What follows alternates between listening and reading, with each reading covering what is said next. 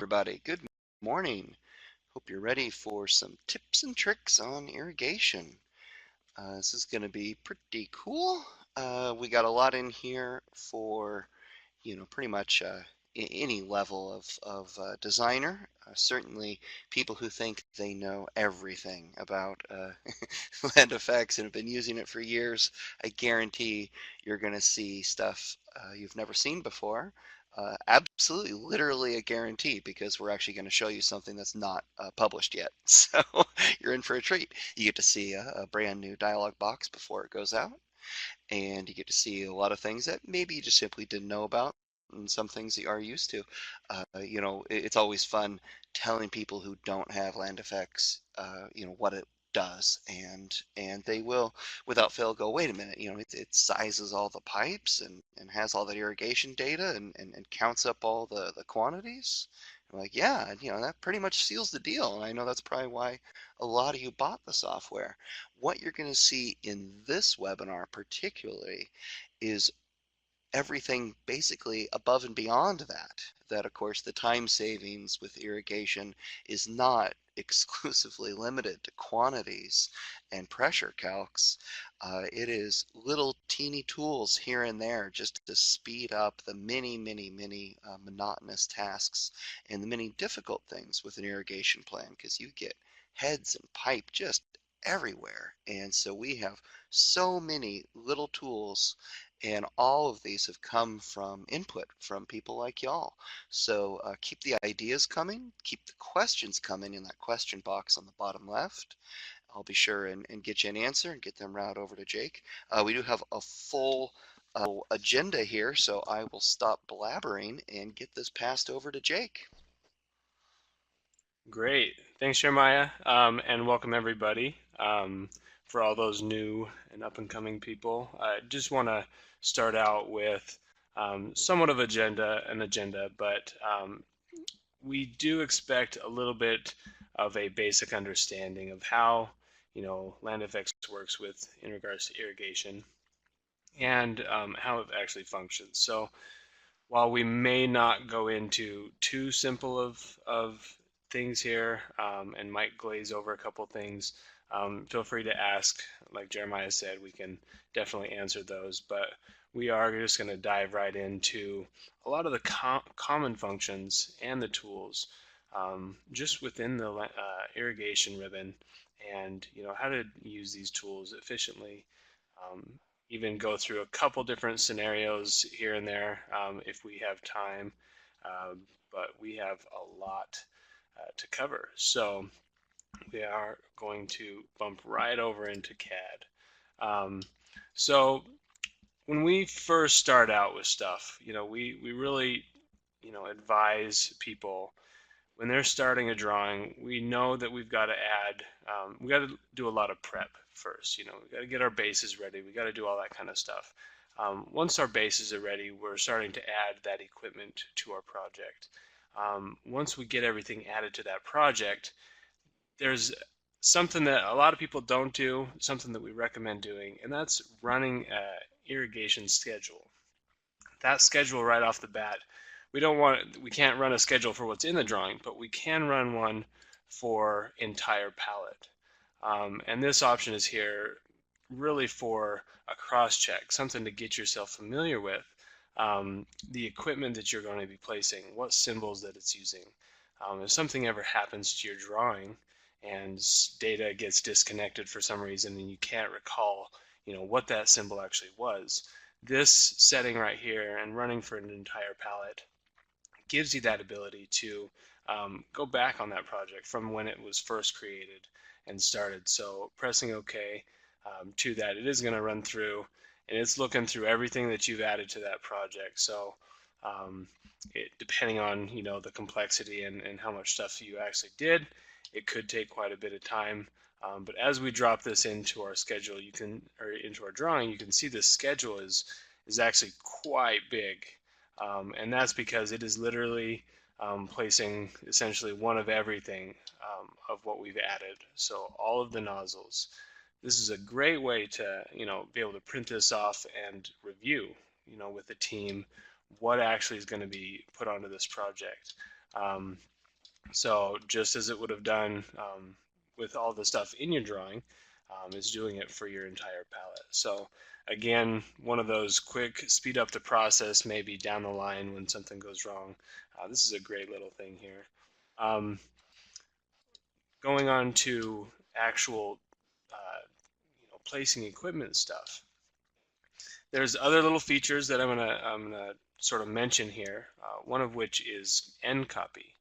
So if I type end copy, what this allows me to do is it actually allows me to select nested objects from an XREF. So as we talk about making sure that your base plan is prepared correctly and cleaned up as to your liking, this allows you to be able to select polylines or different objects from within the XREF, and it allows it to bring it into this drawing. And the reason that's really helpful is because we know that drawing the exact polylines as they line out from the base, when there's curves and stuff like that, tends to be a nightmare sometimes. And then you've got to stitch them together, all that stuff. So being able to use this end copy to bring the lines that you want into your drawing for your irrigation prep and your placement of heads and stuff is a great little tool. So it does bring it in on the exact layer, so I can select one of them and then choose select similar. I can then go through and organize those lines however I need to, within this drawing. So the reason I pulled these in is because I want to show you a great little tool. A lot of people might know about the copy along line feature, putting your half spray heads onto a sidewalk line and being able to drag those out. But what we like as well, and what we've been building upon, is our copy along polyline feature. So in order to use that tool, we do need a head. One tool that I'm going to reference a lot in this this webinar today is our match head tool. Again, a great time savers when you know what kind of head you are actually looking for and want to place.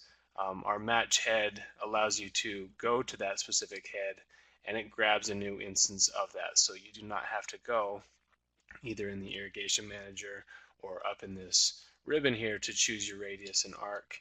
It just grabs that type of head and you're ready to rock and roll.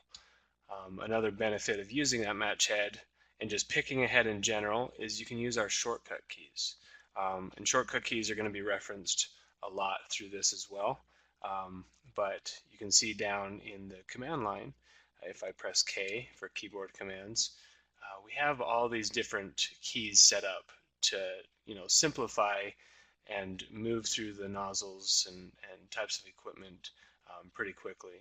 We've seen a great deal of use on these shortcut keys, and people really like them. So if you're not using those, definitely check them out, memorize those keys. So what's really handy about it is you can simply go ahead and hit E to upgrade the nozzle size, and R and tab to toggle through the different nozzle types of that size. So it makes it really nice, really quick to be able to find the nozzle that you actually need for these given areas. So what we can do then is we can go and find our nozzle. We can go ahead and place him in here. We're going to use a van around this side. So now that we have our head in here, we're going to go back to that original tool, copy along polyline. It's going to ask us to select a head, so we're going to choose the head that we place. Now, copy along polyline is specific in a couple instances.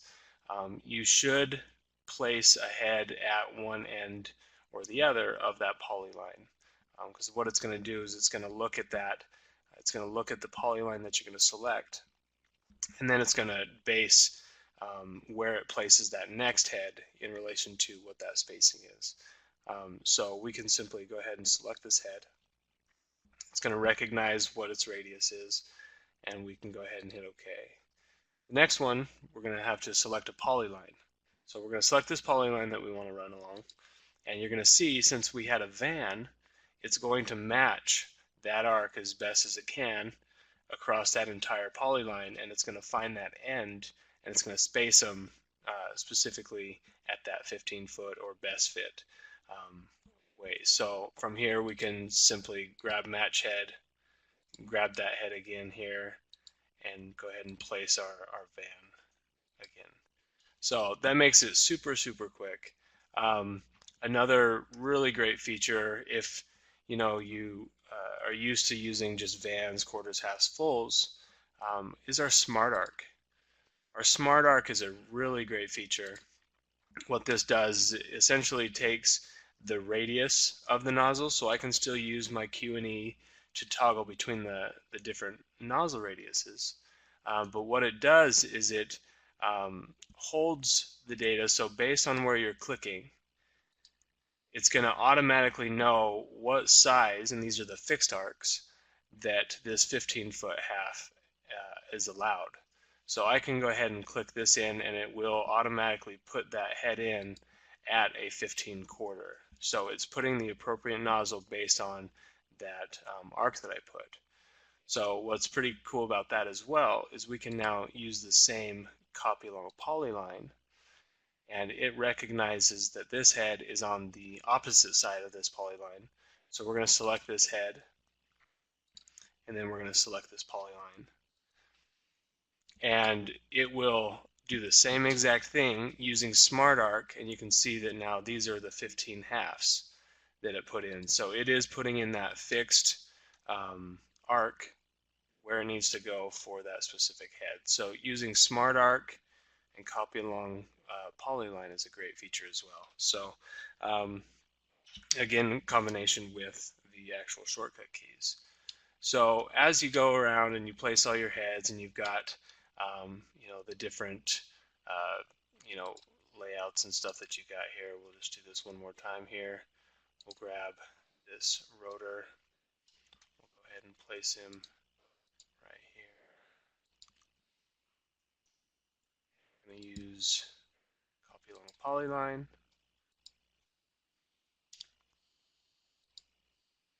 You can see it placed everything along that arc as best as it could right there. So another little trick that I've been playing around with, and again, you're going to have to see if this fits into your workflow, but you can grab our head. We can go up to a 15 full here and see how this pans out.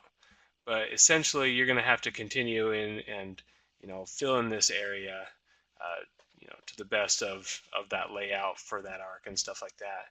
But what I've found is if we go ahead and we take an offset of this polyline right here, and we start to give it sort of that on-center spacing, that head-to-head coverage that we're going to be looking for.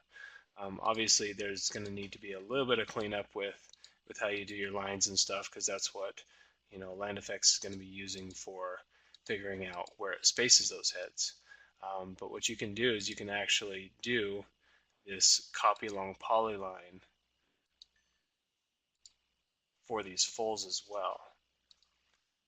And what that's going to do is it's going to essentially take this head and copy it along that arc for those fulls. And you can see that I can quickly grab and offset all of these fulls, and they start to fit within those areas. So I can really fast lay out this on a curve using copy along polyline, and it works really well. Obviously, the reason that this one came in twice is because I placed that one in the second location, which Land Effects is doing automatically. When it assumes you've placed one at the beginning of the line, it starts for the second. So just keep that in mind, but that's a really nice little quick way of doing that kind of stuff. So as far as piping goes, we're going to move right over into the different options that as you pipe stuff, you're given these options down in the command line. And some of you might know a couple of these, but we're going to sort of focus on some of the key ones here. As you set up your drawing, as you place your heads, we do recommend using our circuit tool. The circuiting tool allows you to, classify and zone things accordingly before you start piping and creating these valves that may or may not work for you as far as the flow is concerned. So I did put a couple of zones around these areas, uh, and pretending that, we haven't piped to these areas. When we go to our lateral pipe, you're able to toggle that zone layer on and off by pressing Z.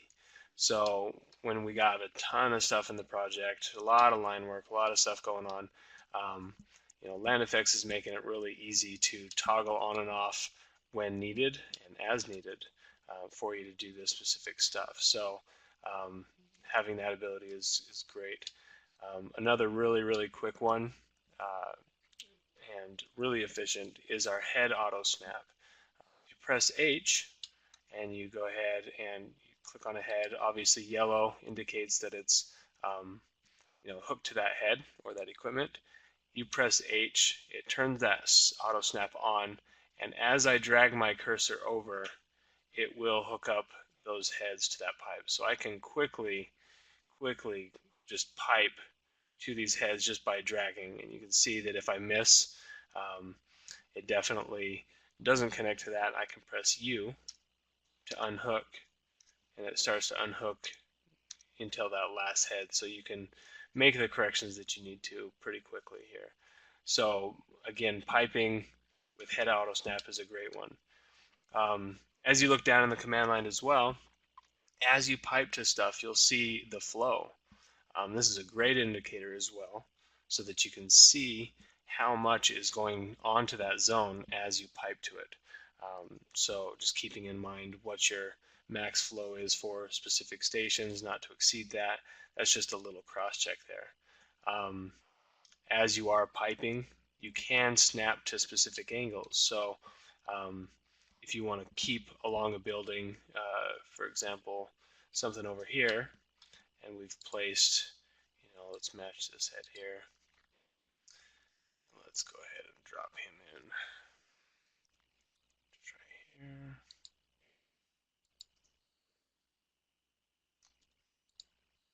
Okay, so we've got these different areas right here that we're piping to. And what we've got to do now is we've got to follow along this building. It's at an off angle, but LandFX does make it really easy if you want to use ortho. If you press F8, obviously this is in straight 90 degree or 0 degree right here, but we can press S for snap angle. And what that allows us to do is go ahead and press on a line, and it will snap now to that ortho. So now we can go ahead and we can make our piping a lot cleaner around that specific building. Pressing S again and right clicking will snap it back to 0. So again, all great little tips and tricks right there in the piping. As we use our mainline pipe, the mainline pipe is an additional feature, and I'm going to show you this sort of in a blank drawing just right off the bat. You can see that I don't have any layers in this file, but if I click on my mainline tool, you're going to see that I get 2 layers. I got my mainline pipe layer, which essentially is where the pipe is drawn, but I also have a non-plot layer that's created. And that non-plot layer there is really meant for sort of that pre-staging of where you think the mainline is going to be going. So if I go to my mainline tool, you'll see that I've actually got a lot of purple lines on this thing. And if it's hard to see, I got another tool here, toggling layers. So if I hit T, everything but mainline, everything but equipment that deals with that mainline disappears, so that I can easily see where stuff is going, where it's routed, where I'm planning to go, so it's out of the way. I've pre-drawn these lines using that, setting that layer active and just using polylines, but that now gives me an indication of where I can actually start running my mainline. And if I hit T, I can start to see, where that is routed. I can cross-check stuff. So as I continue on through this plan, I can go ahead and use A for arc, which is a great little feature, especially around curves.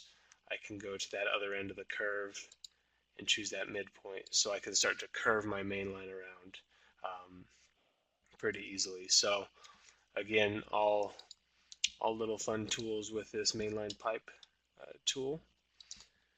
Again, pressing T so you can start to see where you still need to go with that.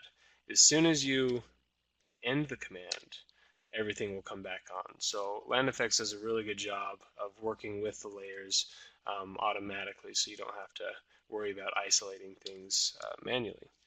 So another great little tool is placing valves. We get a lot of questions about how what's the correct way of placing the valves. We've made it really easy to both place valves and actually remove valves. So what we're going to do is we're just going to grab a valve. I'm going to use my match properties again, because I can just grab this valve because this is the common one I'm using in my project. And I can go ahead and I can just start placing these valves onto the main line. And what you'll see is as I place these valves, they connect automatically in. Since that was a curve, it turns it into a straight polyline.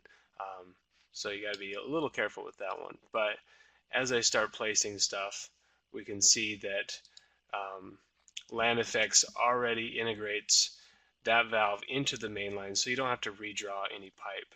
So if I was to go ahead and move that piped equipment, you can see that it's already attached to it. So it makes it really quick, really easy to drop valves right onto that main line. You don't have to place the valves first. It can be sort of that after you know where the main line is going to be going type of a thing. So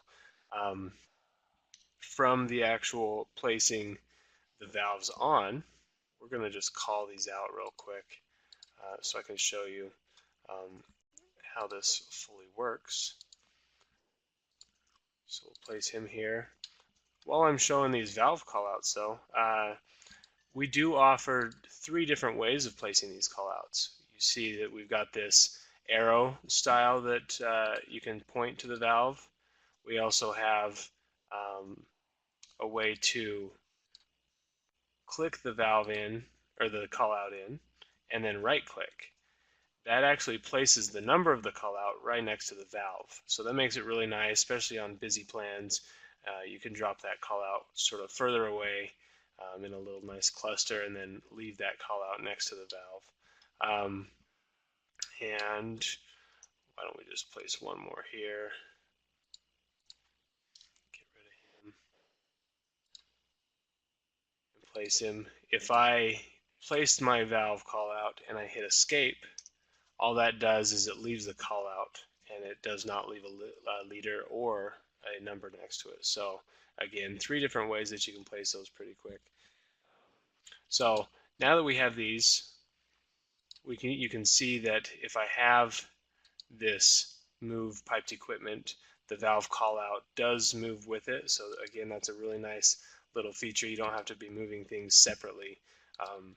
We keep things nice and tidy, keep things associated to where they are, just so there's no confusion.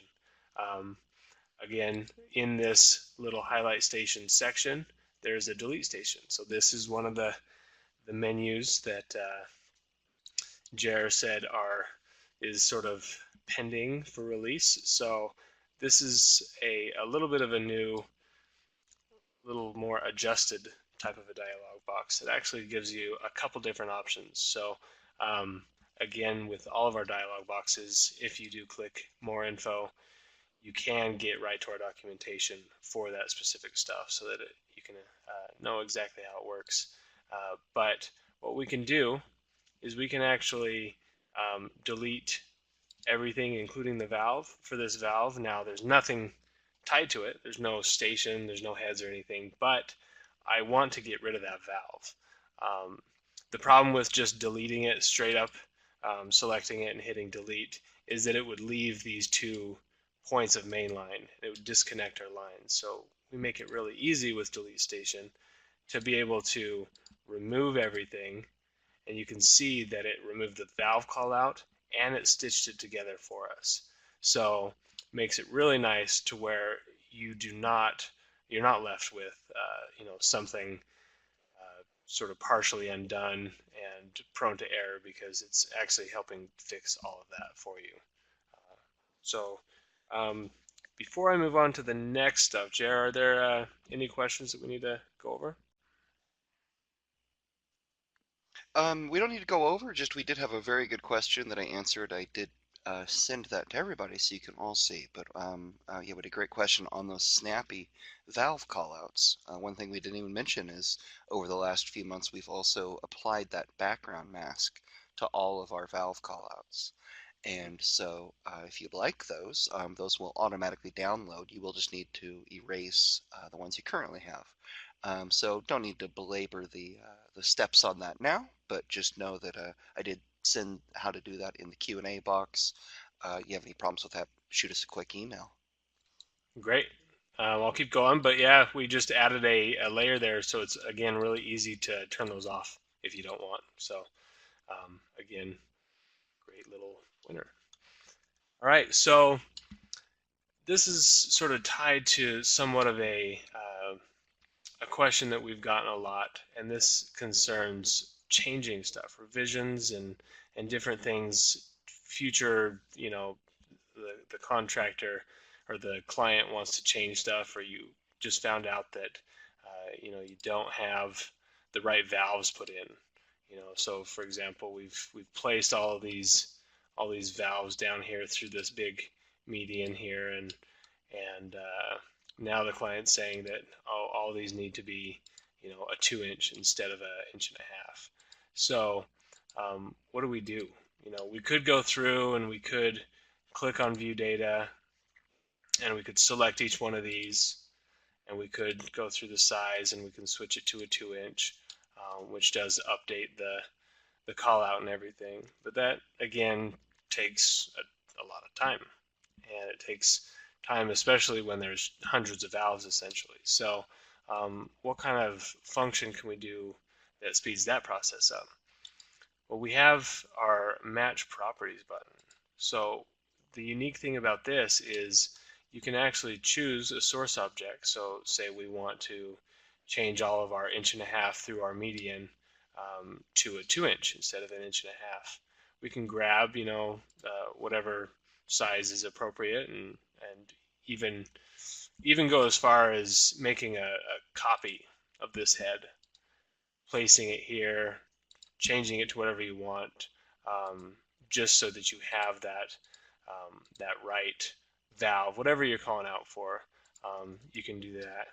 But what we can do is we can choose our match properties, click on this source object, and we'll click on one destination object, and you'll see that the call out changed as well as the color of the valve, and that indicates that it is a 2-inch. And we could go through and we can click on each one of these individually, or we can just simply highlight or use a window across the whole area that we know we want to change valves out, and it's going to change every one of those valves. It's only looking at the valves because we selected that specific valve to begin with, that destination object. So essentially I could window across this whole entire area, heads, other types of heads, quick couplers, you name it. It's only going to look at the valves, and it's going to switch out those valves. So you can see now all of these are 2-inch instead of inch and a half. So we've really fine-tuned that process to focusing on what change needs to be made and only apply it to those changes. So it's a great little tool. I love that tool. We're going to go to the next little button in this area, which is Highlight Station. Highlight Station, everyone should know that one. It's a pretty easy one, and it's a pretty fun one to see really what's connected. Not only can you see the flow in the command line for what's highlighted, but it shows it where your source water for that zone is as well. So you'll see that the blue or the cyan valve is the actual source, and then the yellow is what's connected to that zone. So really quickly you can start to see where stuff is. Something that some of you might not know is you can actually click on the valve callout. So especially when it comes to maybe those more involved drawings and you've got these types of labels where you don't know exactly which valve it's pointing to or which zone that's actually at, you can click on the valve callout itself and it will still highlight that station. So that's a really, really nice little feature to be able to just click on that thing and know exactly where stuff is. Clicking on the mainline obviously will highlight everything mainline and then your water source. So again, a great little tool. What some of you might not know is that you can colorize these zones individually using the highlight station and just choosing a station or a zone or a section. You can hit C and hit enter, and you're given this true color pick box. And you can pick, whatever color you're planning to do, and this is great for as builts or showing those guys installing which zone you're going to be doing, whatever it is. But you can see that it colored that zone. So if I were to come over to my model space and actually do a print preview of this, you can see that everything is black and white except for this guy. So it's really a really neat feature to be able to pinpoint exact zones throughout a busy plan and quickly do it. So what's very unique about this as well is that each one of these colorized zones that you do is on their own layer. So you can see that it gets a unique number and call out in an actual layer that is assigned to this valve. So as you go through and you continue to highlight station and choose a color, you're going to see that that guy has its own number versus this guy has its own number. So when you're deleting layers or trying to turn things off, it is still very adaptable for that, so that you can be pretty meticulous in what you do. So I'm just going to go ahead and delete those layers altogether, and everything's still left alone. So we definitely believe in not changing the exact pipe to do that, but to put stuff right on top of it so that you can revert back when needed. So that's sort of going over the highlight stuff. Pipe label stuff. Now, when we get into verification of stuff, not only the counts and the calcs like Jeremiah was talking about, but everything error checking wise and revision wise, it's a really slick process, and you really should be using these verify laterals and mainline stuff. This verify mainline, this is again somewhat of a new dialog box here. Makes it really, really easy to see that snapshot of how your system's doing. So it's going through and it's validating a lot of stuff here. And as you go through and you think you're done, I would recommend running this verify mainline to see what kind of X's you still have. Looks like I haven't placed a controller. Looks like I haven't actually called out some of these valves, which is always something that is missed, in the 11th hour, and you think you've got everything done and you miss those call outs. So being able to see where all of these errant problems are, it pinpoints where these things are. So I can start to make my adjustments and know that that was a call out that used to go to a valve that doesn't anymore. So I can start to clean stuff up so it reduces that confusion. So now you can see that I'm all good there. I can see which valves need to be called out still. So this is kind of one of those bummer deal type of things. I'm actually going to remove this stuff real quick. But labeling all your valves and finding out that you have missed those in the middle of a sequence of callouts is probably one of the worst things to happen, especially when you have to do these things manually, because depending on how many valves you got going and where that that error was in the line can be a really time-consuming thing. So what we've done is we've shortened that time essentially to 0. But we know we're going from 14, 15 to 16.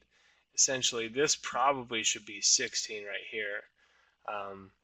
What the callout system does is it goes to the next available number, obviously, but we're going to say this guy is 16.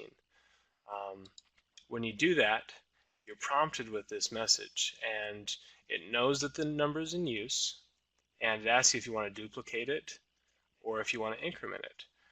Incrementing is probably the more common guy, but so we'll say increment, and you'll see that everything else downline of that 16 actually went to the next number available. So I was just essentially labeling the valve and calling it good, and I didn't have to change anything else. So you can just keep moving down the line. This one probably should have been 18 instead, so we can hit that guy, hit increment, and you can see that 18 went to 19, 19 went to 20, and so on. So essentially the time savings on that thing is obviously proves itself. So a great little guy there.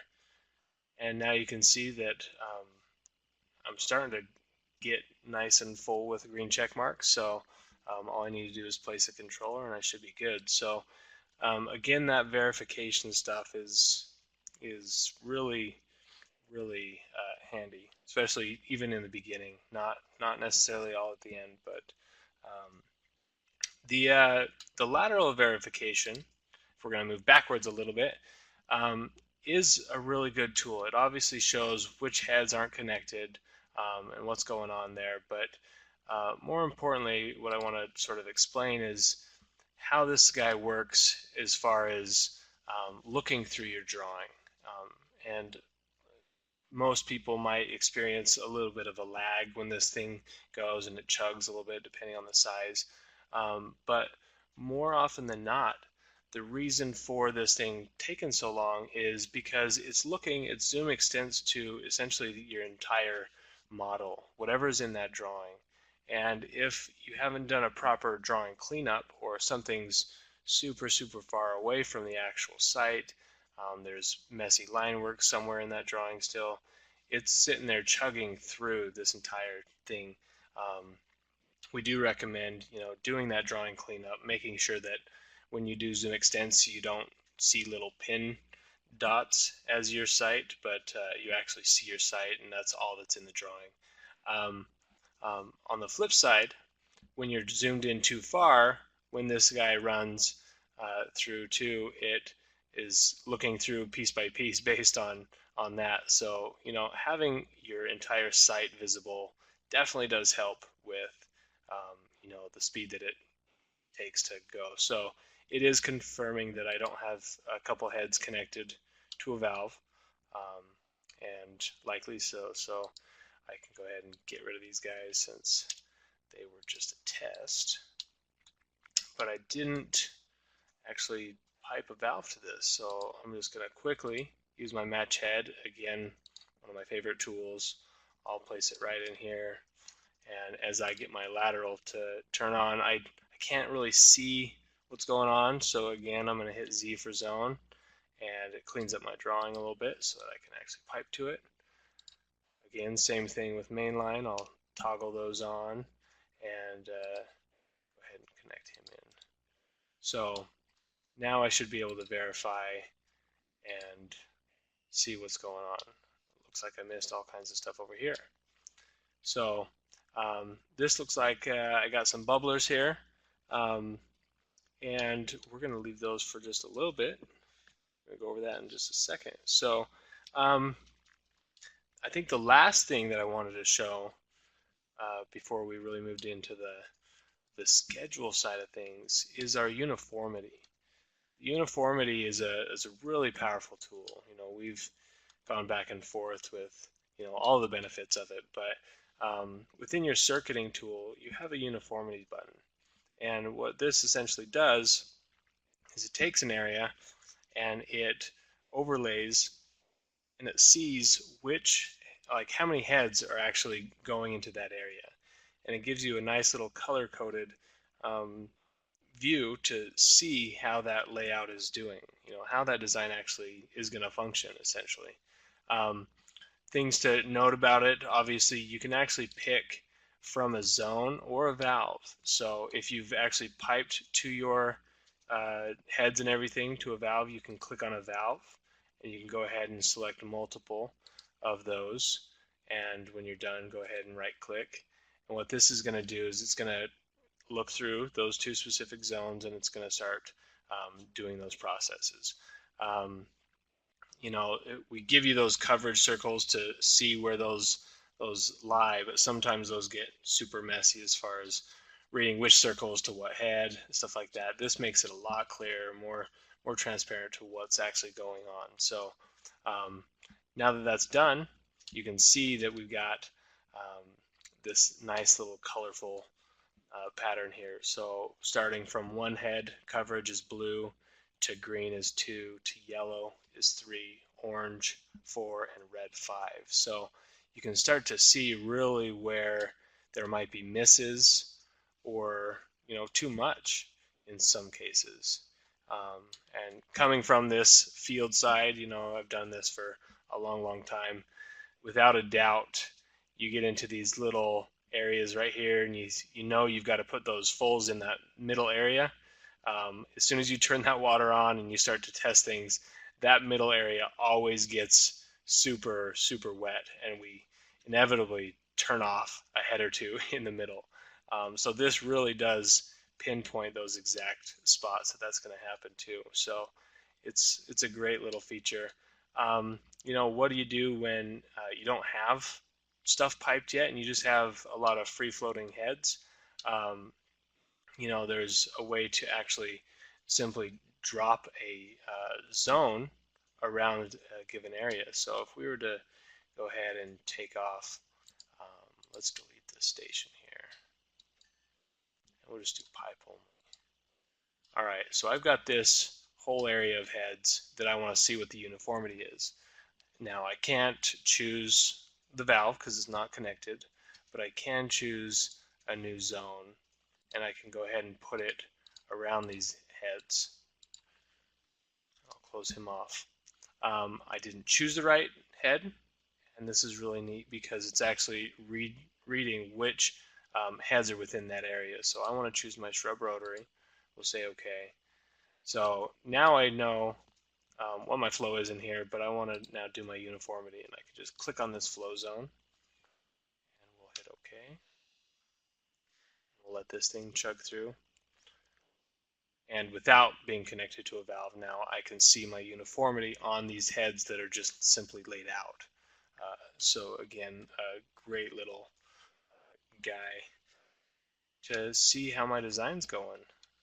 JR, I'm going to stop one more time and ask if there's any questions. We got a couple good questions. I was able to answer them and send them out. We had a good question on valve renumbering and also on pipe hops. I see we're tracking right at, so I did get those questions answered. If anyone has any more questions, keep them coming. And if we have a little time at the end, we'll get Jake to show those answers. Great.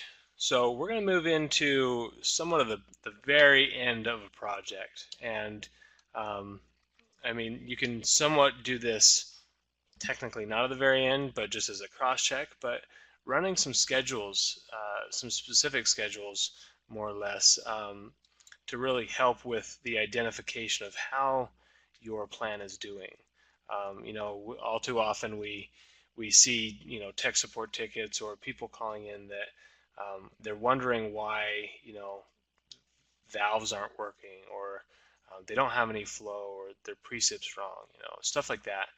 Where if running these schedules, you understand sort of what to look at, it does help with that sort of troubleshooting process and making sure that your plan is full and finished from the get-go. So what we're going to do is we're going to run this valve schedule, and just right off the bat, as a fun little feature, talking about the colorizing zones individually per station, we do offer it as an entire set. So what this will do is if we just do colorize zones, we can go ahead and it assigns a gradient of colors throughout the entire project. Then it lets us drop in our valve schedule, or we can just hit escape to actually just leave the color, and that's it. So um, let's turn off our zone there and turn off our zone there so we can see. But now you can see if we were to plot this guy, he is going to stay color so that you can essentially have an as-built or a controller map, something that you can put in so that it is easier to read for the guys knowing which zones are in what areas, etc. So it does make it really nice, simple. You don't have to do it one by one, but it does the entire plan. But that being said, we're going to run a valve schedule and actually focus on a couple other features. So, including wire lengths is really great, especially if you're just running a solid strand. It does not essentially work yet with multi-strand wire, but if you've got that 14 gauge and you're running it to each valve, that is going to start to calculate in. Once you have a controller in the project, it'll start running those from the valve to along the main line to that controller and include that. So it's just another additional bonus of being able to have that extra material list there. But what we're going to do is we're just going to drop this guy in and we're going to sort of take a look at it. And what's neat about this is you can start to see, especially when you run your critical analysis and you run a couple other tools, you might get the message that says, valve unknown has a problem. Now, how are you supposed to know which is a valve unknown or something like that, where what we see here is one of these valves is not labeled. Something in here is not labeled. So again, going back to our verification tools and seeing which valve actually is not called out, we got to see where that is. Obviously, colors don't help with everything, but you can see that this guy has not been labeled yet. So being able to quickly verify that I am missing some of this stuff and go back in here and we'll leave him as 22 and be done. Go ahead and run my schedule again and you can see that it now updates itself so that it is aware of where it is now. So we can really get a snapshot of the system essentially in this valve schedule. We can see what types of valves are being used, what's their size, what kind of plant material they're watering, or what kind of valve they actually are. If I were to place a controller, I would have gotten my wire lengths here. But more importantly, we got this information. We know our PSI and our PSI at POC. And what's really helpful about this is when you start to see zeros and blanks, you know that you haven't run your size laterals or size mainline.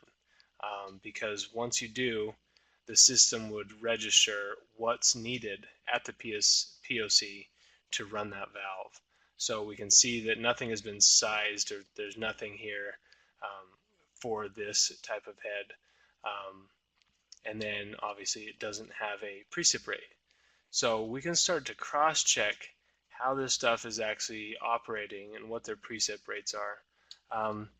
I feel inclined to mention, regarding precip rates, we do a very good job, very well in-depth calculation of precip rates. So when you're matching them against the manufacturer's precip rate that they say in the book, it is a little confusing because we take into account essentially the real world design that you've actually placed, and the spacing and the angles and everything that's hitting around that area.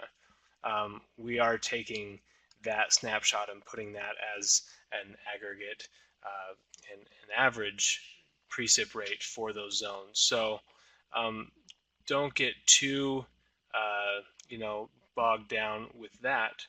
But if we do place in a zone, and this is where I'm going to bring in the bubblers here real quick, and we're going to place our valve here. We'll do a 2-inch. We'll put them in. And we'll pipe to them real quick.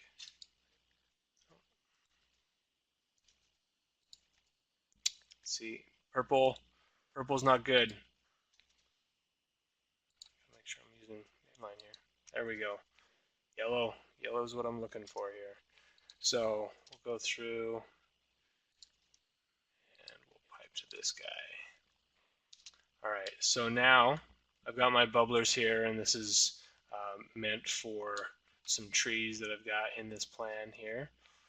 But we will essentially go ahead and use our head auto snap. I'm just going to drag across all of these guys. So talking about piping time savers for this kind of stuff is really nifty here. All right, so now we will go ahead and we'll size this pipe. Okay, so I'm sized. I'll go ahead and size my main line. So when I'm getting messages like this, I do have unsized laterals. So going back to error checking, going back to verification, this is really what we need to be focused on. We can continue through, but we really should be looking at, where these are, which valves haven't been sized, etc. So take the time to actually read the message, make sure that we're cross-checking everything so that we can actually go through and size accordingly. So now it's going through real quick, sizing my main line, getting my critical analysis. But what I can do is I can come back to this valve schedule, and we'll just regenerate him. And you'll see that a lot more information has just popped in. It's recognized now my other PSIs. It's recognized what kind of type of valve this is now. I still haven't labeled it, but you can see that I got a crazy precip. So as we're cross-checking this, we can start to see, what kind of precip rates are, generated from this. Bubblers, emitters, those types of drip equipment are super, super sensitive as far as how they're being calculated, because essentially getting precip rate is based on square footage and the flow. So essentially these guys have a fixed little coverage circle. So how can we actually adjust these precips to be a little bit more reasonable for what area that they're actually covering? Well, I'm going to just go ahead and I'm going to select this guy, and I'm going to choose block editor. I'm going to go into my layers here so that we can actually see there's I don't think you guys can see this, they're little dots, the LI cover spray. So we're going to go in here so that I can show you what line I'm talking about. So you should see that now. This LI cover spray is essentially what the system is calculating this precip rate on. So how can we make this precip rate a little bit easier? And what we can do is we can go ahead and just scale this specific coverage circle. We'll choose the middle, and I'm going to go up by a factor of 2.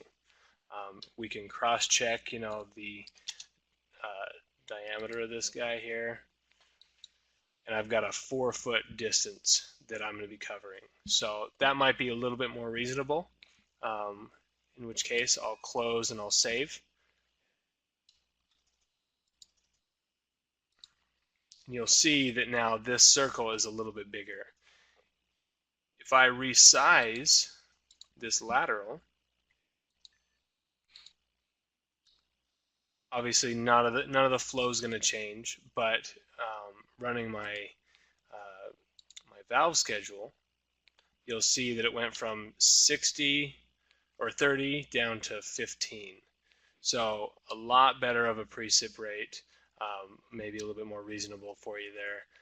Obviously something you'll just play with as far as coverage goes, but a really quick way of changing and altering that.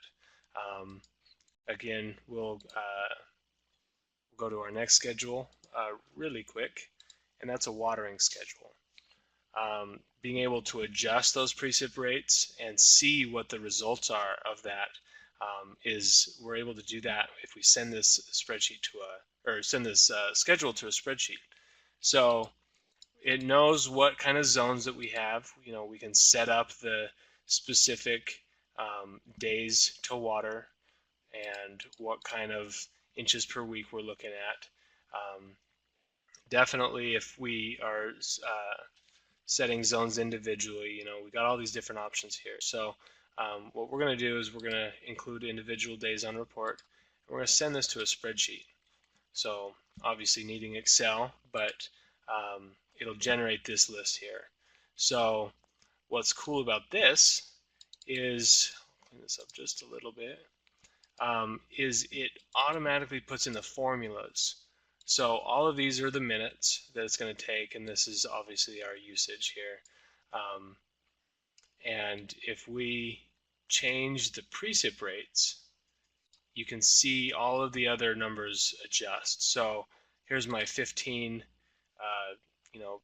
inches precip rate for the bubblers, and if I change that to something a lot more drastic, and I want to say I know it's a 2 inches per hour, you can start to see how things are adjusted and how much usage it's going to be based on that. So you can start to tweak the stuff and really see the effect that it has for the rest of the system. Obviously, you can run those just within the program, and we can select individual days, and we can set this guy in here so you can get a snapshot of what's going on here. Take a look at the overall run times and seeing if that's actually reasonable, if you're going to be able to do that. So really being able to bounce back and forth with not only the watering schedule, but then the runtime schedule. So being able to see, the snapshot of, how things are going to be run, placing, our runtime in here to see a summary, seeing how things are going to be combined if I'm running multiple valves at a time, essentially taking what a smart controller would do and, applying it somewhat manually in here for the system to, or the computer to run a program for you. Jer, I know we're just about out of time, so is there anything you wanted to ask or mention? Um, y- yeah, I was able to answer any questions. Did you have anything left? I guess the only thing I saw left was caps. Did you want to mention anything on You those? know what? I will lead off or end with caps.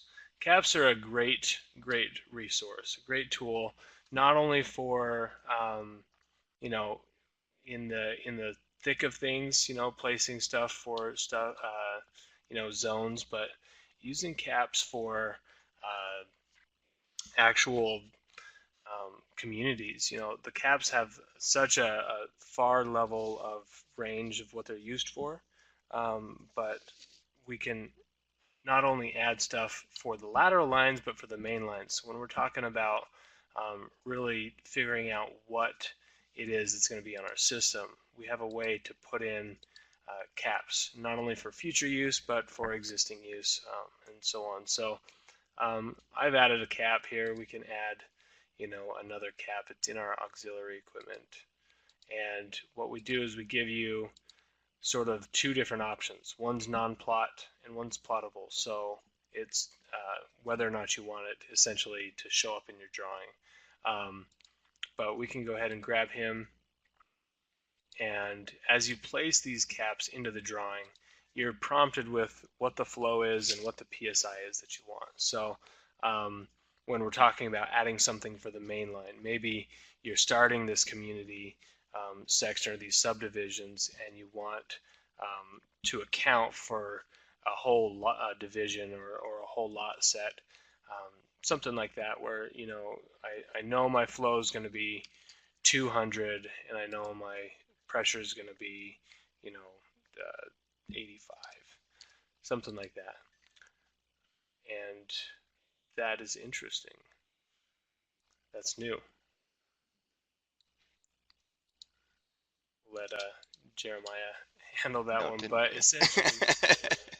But essentially, what you'll do with this cap, you can move it wherever it is, and you would essentially pipe, whether it's mainline or lateral line. So it'll take both, um, and it'll then account for that actual flow in the future. So now that it's hooked up, it knows that it needs to size the main lines based on this.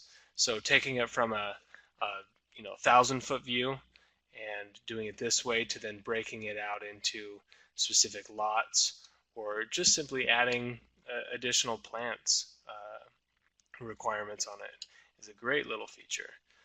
So I had a recent conversation with somebody that had a lot of planting that they were doing in some medians. And that planting, they weren't quite sure what they were going to be using, but they had like a general number that they wanted. So how do you actually do that?